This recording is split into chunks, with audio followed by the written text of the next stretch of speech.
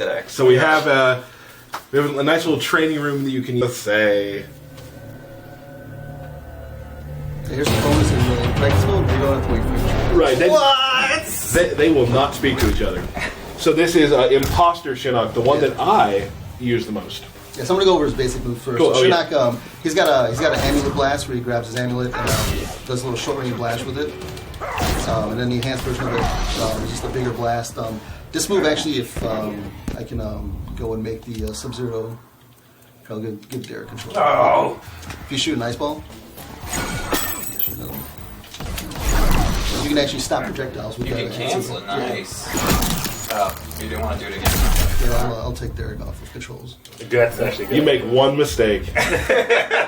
Paul has a low tolerance. He also has this triple ground blast, which hits 3 different ranges. It always does all 3 blasts, and it's more meant to like cause your opponent. And you can enhance this move after it hits. Just sort of the combo strength, and you can enhance it on each hit. So you can do the second one enhance it, or just the first one enhance it. So somebody's blocking it, and you can get them out. You can trick them and make them out.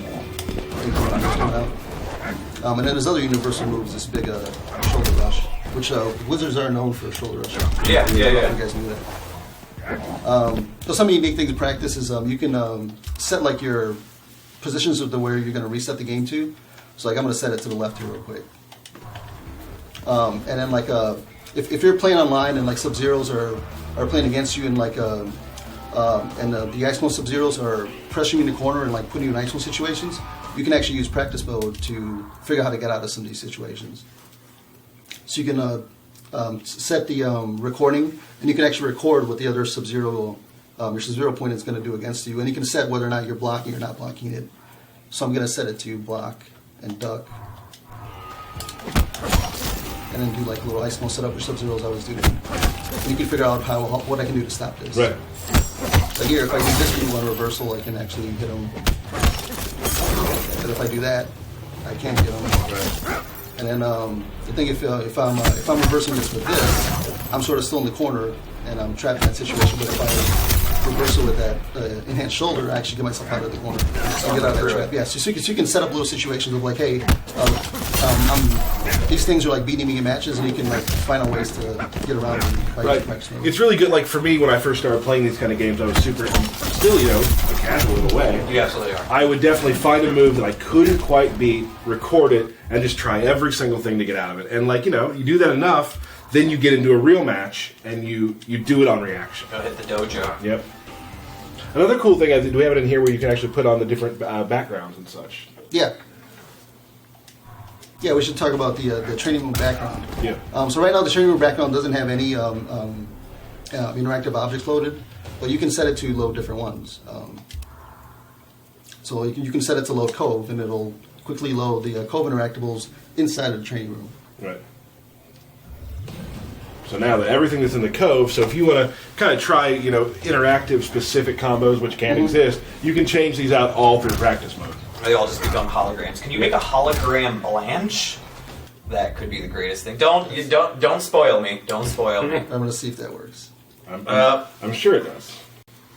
There it is. We all know Blanche, and she has a holographic counterpart She'll live forever this named way. Blanche 2.0. Does she have a Twitter account? Ooh. If she has a Twitter account, I'll probably write it You'll down probably wrong. mess it up. So she's going to have a Twitter account now, I bet. There's some poor grandmother somewhere named Blanche. It's just right now is getting a whole bunch of followers. Right.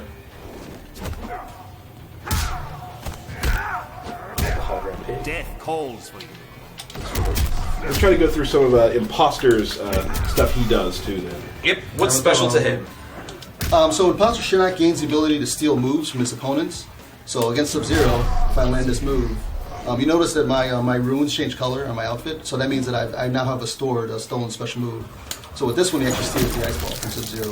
And then every character he steals a different move from. Different move from. So if you play as Imposter Shinnok, it'd be best for you to learn. You can learn different combos for every single character you play. And it's going to be very matchup dependent. Where sometimes Imposter will be very good in some matchups, and in other matches it might not be as good. But for like Sub-Zero example, you can combo into the move steal, and then now I have a stolen ice ball, and then you can actually combo.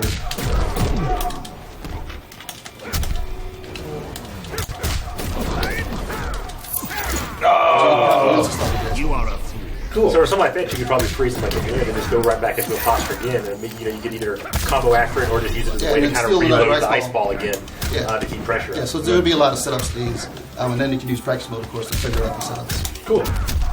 All right, so what's the next one? Another little bonus practice mode is you can quickly switch out variations. So right now we're going to go to Bone Shaper, and we'll switch out Sub-Zero and Unbreakable. That's just a quick load, and then you're back with the new variations. No player select, none of that. Yep. So I feel like this practice mode, like every single game we do, we learn a little bit more about how to make the practice mode a little bit better. Yep. And this is like by far the best practice mode we've done. Yeah, we talked to some of the competitive players too to see what it is that they really want to help them get better in our game and figure out better setups and whatnot. So we definitely listen to them and put some of that stuff in too. Yeah, like one of the tough things with fighting games, I think, is like bridging that gap between like, not quite casual, but not quite like, tournament level. And this is a great place to kind of go in and to be able to kind of like, learn how to bridge that gap. Right. Absolutely. Now, Bone Shaper Shinnok obviously uses Yeah, he can summon. Bones. Yeah, he can summon he can summon different weapons. So he's got this like little sickle, bone sickle. Bone sickle? Hashtag bone sickle. That's got a little combo with you guys standing next to you. He also has this this little low poke, which is a very good low poke that you can go into. Especially from. And then Bone Shaker, he can slam the icicle on the ground, which is actually a ground pound, which it's new on the screen. And he also has the scoop move, which slams the opponent over, which you can do inside of combos. nice. And he also pops the guy over. I Awesome. think his amulet gets changed as well, doesn't it? Yeah, his so- amulet, he actually uses the little the weapon that he has. handle, Yeah, the hilt, the handle that he has that forms into the other weapon. He actually uses it to shoot a. Awesome. Maybe we could see an X-ray. Ooh, I don't know if they're ready for that. You guys ready for I'm that? ready I don't for it. know Let's if do it. Let's do it. All right. First, I'm gonna show you guys the miss animation for the X-ray just because it's awesome. He summons this little bone cage which traps your opponent, and that actually tracks to where your opponent's currently located. So if your opponent's like running away from you or up close, it's this X-ray and it gets him. Backhand.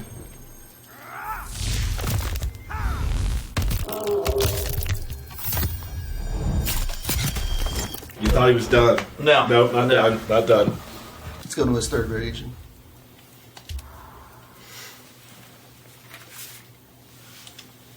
Necromancer versus Cryomancer.